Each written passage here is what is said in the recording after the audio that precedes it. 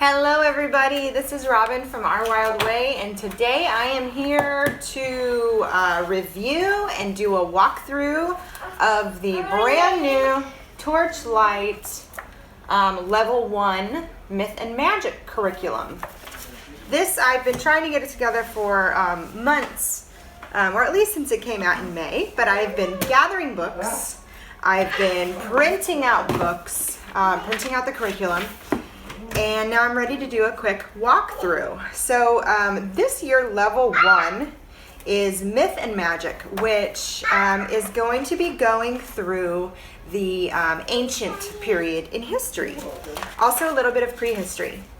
This is a literature-based curriculum with modern literature. It's diverse and it is inclusive. So this is a great curriculum. We went through K level. Most of it we did a little compacted version so we could finish and get ready to do level 1 in the fall. But we really enjoyed it. If you're interested in taking a look at level K, which is the Around the World study, I will go ahead and link that review down in the comments. So let's get started. There's a couple of printable PDF files that come with the curriculum when you buy it. It's $30 for everything, and then you have to end up getting the books. So I printed this out at home. In retrospect, I would have liked to use a little bit heavier weight paper, but it'll work just fine. There's about 75 books or so. I have maybe 65. I'll be getting a few more and supplementing a lot. I'll also be using some alternates here and there for ones that I don't actually have and can't find in my library. So this is one of the printables. Another project that comes with the curriculum is the vocabulary spell book. These are just, it gives you a little description of what it is. And then all of these pages, which all of these pages are the same, and you just print out as many as you need. So you have your vocabulary word, prefix, root word, suffix. What do you think it means? What's the actual definition? Draw something that helps you remember it. Use it in a sentence, synonyms, antonyms, and then a little fun stuff you can do down here. Each page is the same for the vocabulary spell book, and then there's also, I did both of these projects in one book because I just like things to be a little bit more tidy like that. And this is our book of myths. So this is a year-long writing project that every week builds off of itself. So you'll get little prompts every week. It's a different prompt and the next step in your story. So I think that's really cute. Okay, so we're going to start now with the literature selection of books.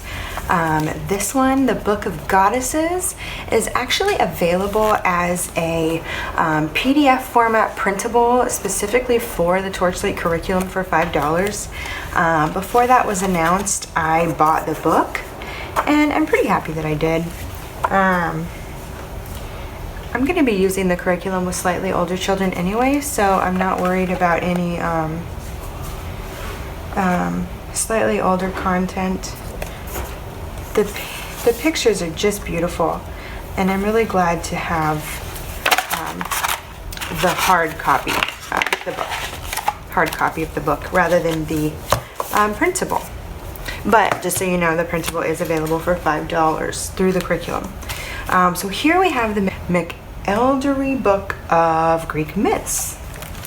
So the Grimm's Fairy Tale was a required book for level K. So this one is for level 1, and it's just beautiful. The art is amazing. The stories are wonderful. There are so many books for Greek myths. It was between me getting this one and me getting the Usborne Illustrated Book of Greek Myths, and I'm really glad I went with this one. The larger format is nice, and the illustrations really are special. Okay, so this is one I would definitely buy instead of check out from the library. This one we decided to buy also. This is a reverso poem book about Greek myths called Echo Echo. These are really interesting, and again, the artwork is just fantastic. Fantastic. I love, another reason we decided to buy this book was because I really love themed poetry books. Whether they're science or animals or geography, they're just wonderful. We're going to start implementing poetry tea time, so they're going to be a lot of fun. This book is required at the beginning of the curriculum. Nadia Knox and the Eye of Zinnia. Nadia Knox and her younger brother Chris travel the world with their parents, searching for untold stories of ancient societies. So that looks like a nice book. Here we have Nathaniel Flood, Beastologist, Book 1. I actually have Book 1 and 2 because I found them relatively inexpensive, so I figured I'd get 1 and 2 because this really does look like a book my kids are going to enjoy. So might as well have both, even though the second one is not required. Here we have The Great Cake Mystery. We have Tua and the Elephant, an unlikely friendship between a girl and an elephant set in Thailand. This is Where the Mountain Meets the Moon, and this is set in China, I believe. Let's see. Next, we have The Heartwood Hotel, A True Home. And this story, there's quite a few in this series, and it really looks like an adorable story. The Heartwood Hotel is the tree, and it's a hotel for all of the little critters of the forest, and it looks like such an adorable book. This is Book 1. Like I said, there's several in the series.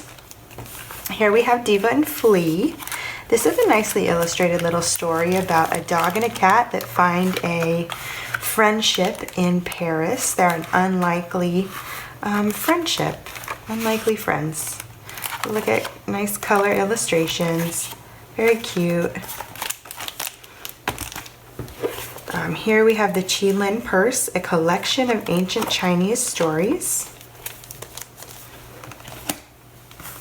This is Mandy. This is a classic story about a girl who escapes her orphanage and finds an abandoned cottage in the woods and tries to make it her own.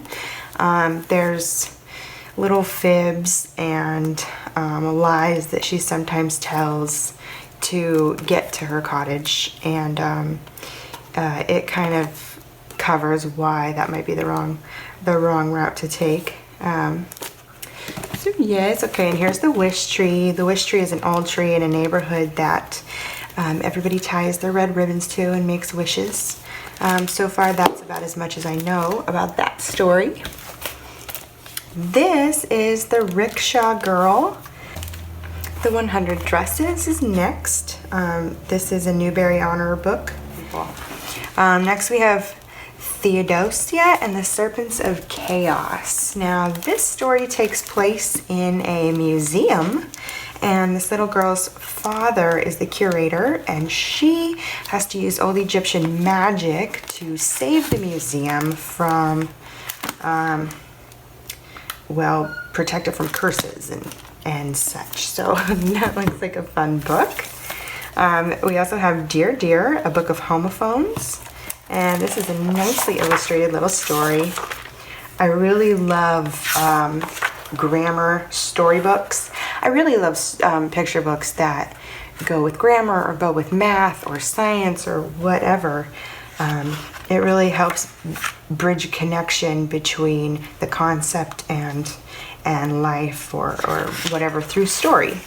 I actually just posted a video of our full grammar unit this year with all of my favorite books, my favorite picture book picks for grammar. I'll go ahead and link that in the comments or in the description if anybody's interested. Next we have Finding Winnie, the true story of the world's most famous bear. Let's now move on to the history books. So Torchlight uses a new history curriculum called Curiosity Chronicles. Curiosity Chronicles is a fully secular history curriculum. So far they only have ancients out, but medieval should be out within, by the end of the summer. Curiosity Chronicles is written in a little bit different of a format than you might be used to in your curriculum. It's actually written in a dialogue format, and it serves as kind of snapshots into, that's why it's called Snapshots of Ancient History. It's meant to serve as kind of snippets of moments through time, and I really like it. I think it's great. It does move in a linear timeline. I really do think it's great. The pages, I got the hardback version as well as the student workbook and the teacher's book. Those are not required through the Torchlight curriculum, but if you're interested in taking a look at the full Curiosity Chronicles review, I will have that up as soon as possible. If it's not linked down in the description, it will be as soon as the video is done, so you can take a look at it yourself. The next book is World Myth and Legends, 25 projects you can build yourself. So what we have here is, let's take this one for example, Chapter 3, Greece and Rome. So it's got snippets of information. It has vocabulary words to learn. It has Greek and Roman gods and goddesses. Here are your vocabulary words, little snippets of information, and a project to do. Some bits of Greek mythology, a story. So it's actually got quite a bit of information within the chapter. And then here is your project. So this is make a triangle with a compass and ruler. There we go. What else? See, there's a whole bunch of stuff within one chapter for each period of time. This is make an Odyssey whirlpool, and that is that. And here we have a city through time. Now this series from DK is a really beautiful series. This book here is not required, but I got it because, well, why not have all three? I'll start by going through this one. A Street Through Time, a 12,000-year walk through history. This I will, I think, be able to use for 4 years in the classical history cycle. So it goes through Stone Age, shows what the street would look like. Here's the Iron Age, Roman times, a Roman street, time of the invaders, Viking raiders, and it has the time, so you can match it up or where you're working on your timeline. And let's see, from town to city. So already here you're getting into the, you know, later parts. So this is the end. Now we've got A Child Through Time. It's the same idea. Starts early. And these are all really great secular history books. So let's see.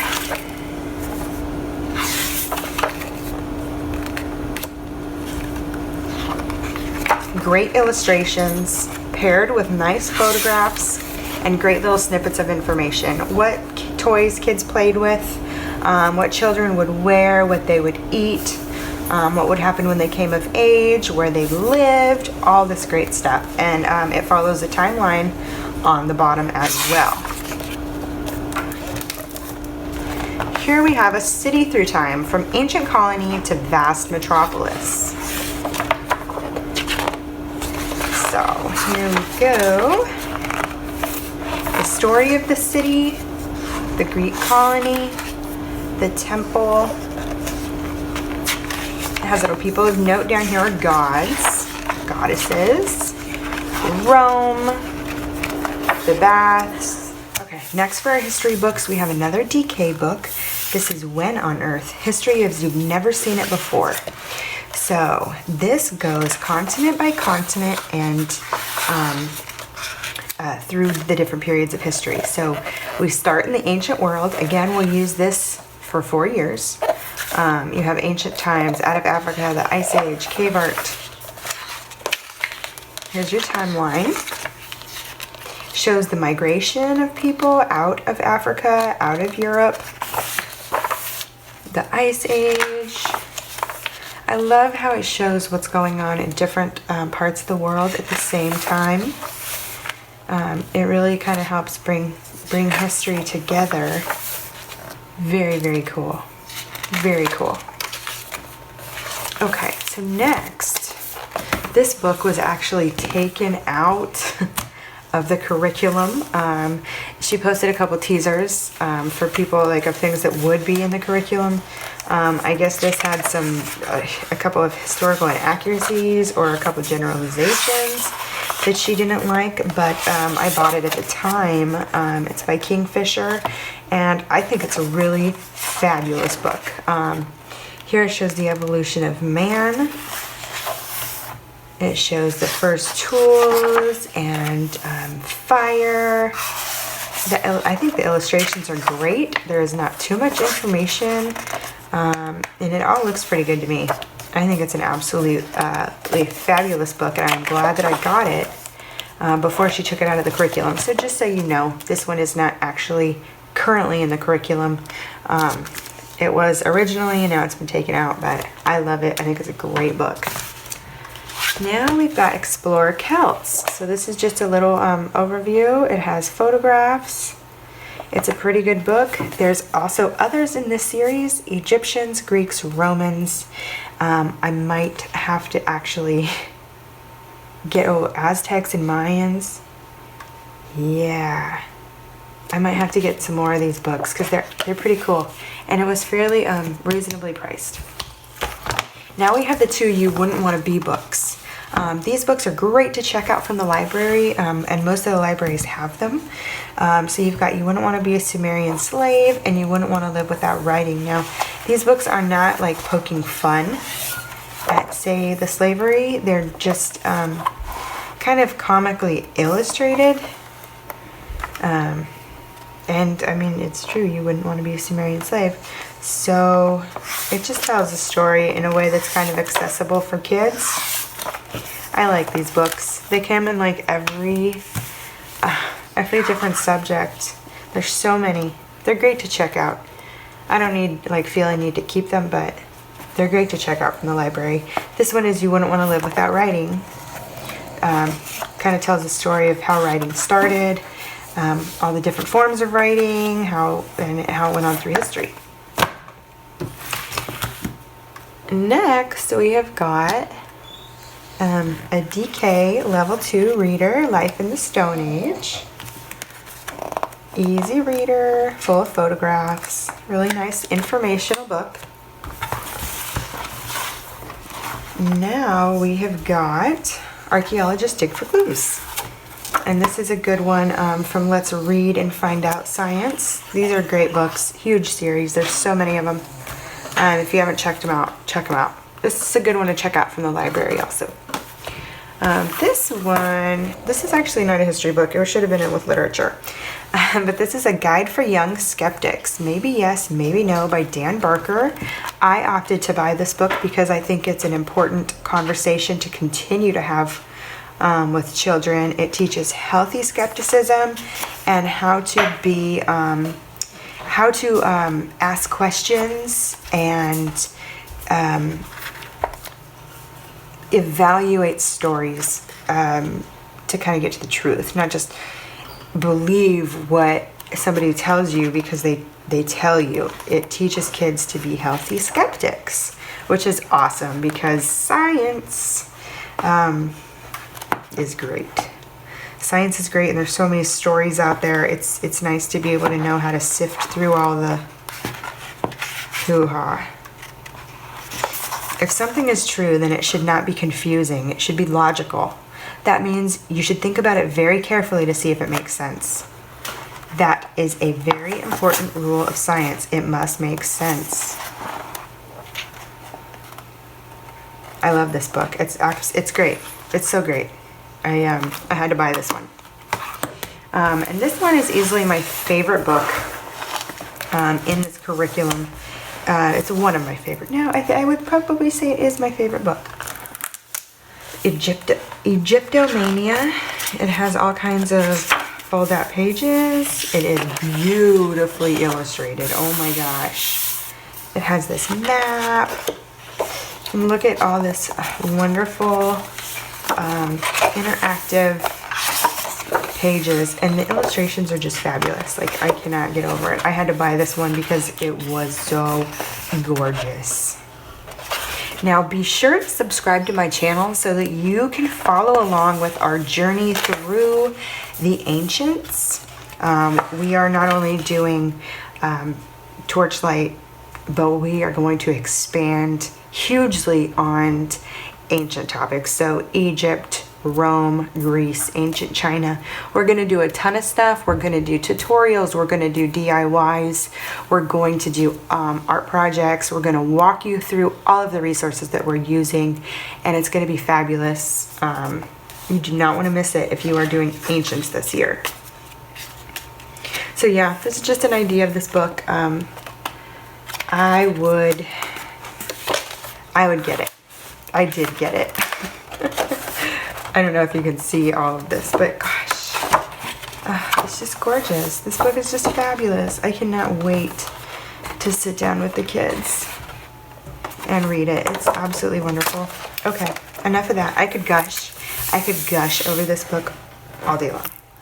This gets into our science portion of the curriculum. Also within the curriculum is 5 units from Be Naturally Curious. We did the Be Naturally Curious units with K level, but we're gonna skip it for level 1 because it was just a little bit too young for my kids. My kids are 8 and 9, so we're either gonna be doing Real Science Odyssey Life or Building Foundations for Scientific Learning, or for Scientific Understanding. I'm sorry, Volume 1. I have them both. I would like them both, and I don't know which one to do right now. So I'm gonna have to still think about this. Here we have the Human Body Theater. So learning about the human body is gonna be part of Torchlight. This is a fabulous book written in comic book, graphic novel style. It's really awesome. It has, it even has a chapter on reproduction, which you really do not find in a lot of children's human body books, and I think it's great. It should never be left out. So this one is a book to buy, for sure. Here we have A Warmer World, From Polar Bears to Butterflies, How Climate Change Affects Wildlife. I think this is a fabulous book. It goes through different types of animals and different types of ecosystems, and it's great. It's really well illustrated. It's a beautiful little book. We bought it. It's not necessary, you only read it once, but we will read it again and again. Here we have The Circulatory Story. Now there are 2 of these books in this series, in this curriculum. The other one is A Quest to Digest. I do not have that one here, but we will be getting it definitely. And these are really cute. Really cute. So yeah, that's just a little quick look at this. These would be fun ones to have, the whole series. Okay, this would be another good one to buy. My First Book of My Body. Discover how your body works with 35 fun projects and experiments. Simple experiments, easy experiments, but fun and informative. There's also a lot of information, a lot of tidbits of info here, a lot of stuff to make and do. And like I said, we're going to be expanding on these topics so much and doing so many fun projects. So be sure to follow along with us here on my YouTube channel and also on Instagram. On Instagram, you can find me at It's Our Wild Way, and I'll be sharing a lot of pictures and teasers and things like that. So here we have Redwoods, and this book is so wonderful. I think it's great. We used to go on camping trips to the Redwoods when I was a kid, and that's one of the things I miss so much about California, is the Redwoods. They're so beautiful, and they're magical. Really, really, truly magical. Here we have another Let's Read and Find Out book. This one is Simple Machines. And something that I'm going to get to go with this are a Simple Machine pulleys, and maybe the Simple Machine Lego kit and book.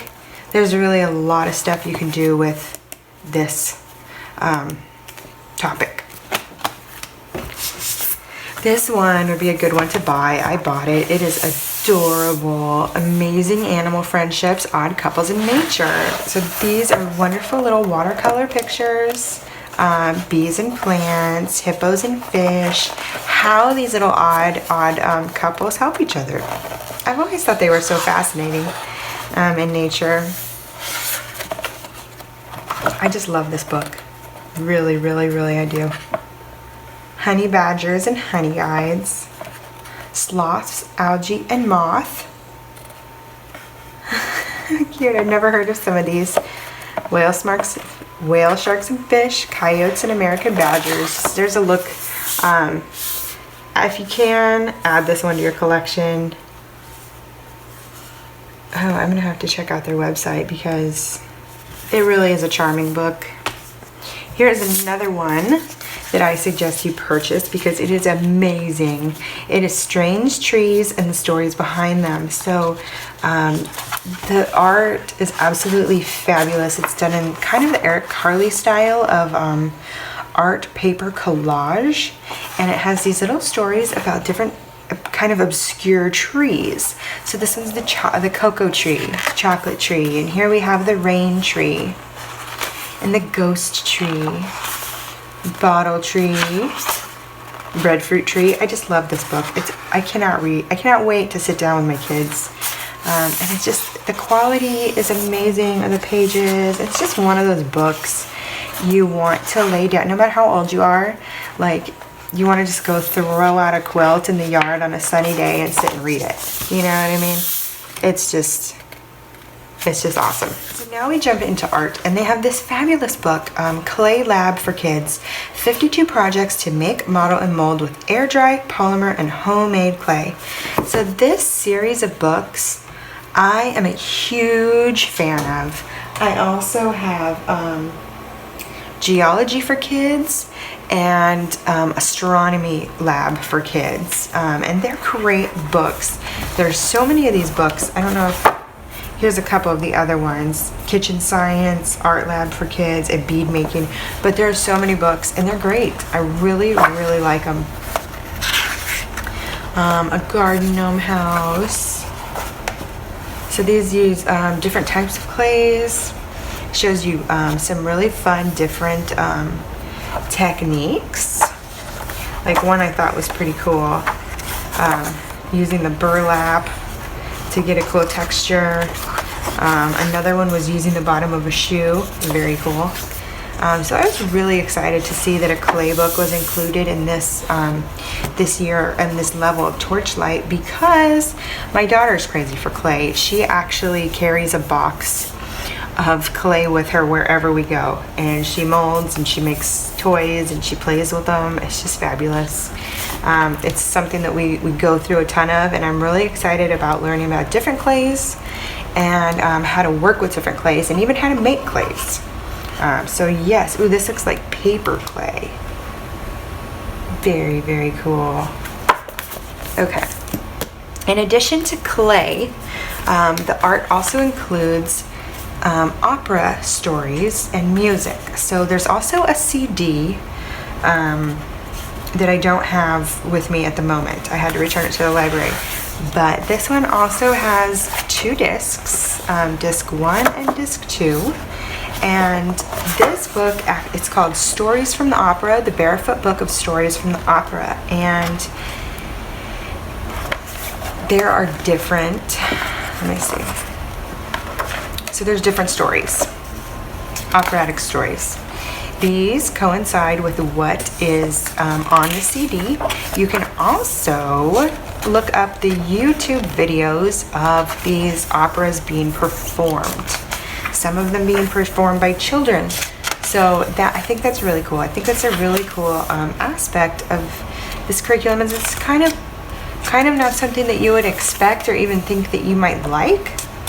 But I really think that it can work, and I think that it's going to be a fun difference, something fun and different to try this year. I'm really excited. Also check out my video on my other art picks for this year. I'm going to be doing a whole unit on fine art as well. So if that video is done when you're watching that, I'll have it linked down in the description box.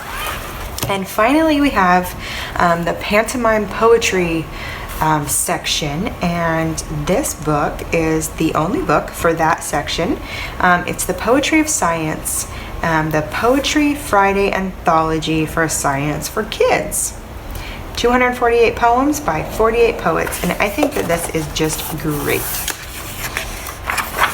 It's just a simple book, no big colors. There are cool illustrations and tons of poems. I've already said it in this video, I am a poem crazed person. I've always loved poetry, and getting to do this with my kids is really, really something that I just love. I adore it. So that's it. That's the last one. I know I've missed some books and things, but I hope you guys have enjoyed this review and walkthrough of level 1 for Torchlight. Please let me know down in the comments if you are going to do Torchlight this year, either level K or level 1. Go ahead and subscribe to my channel if you haven't already, and follow us through this adventure of ancients and art and science. It's going to be an amazing year. I cannot wait for it to start. We're going to actually start in a couple weeks. So thank you for watching, and see you later.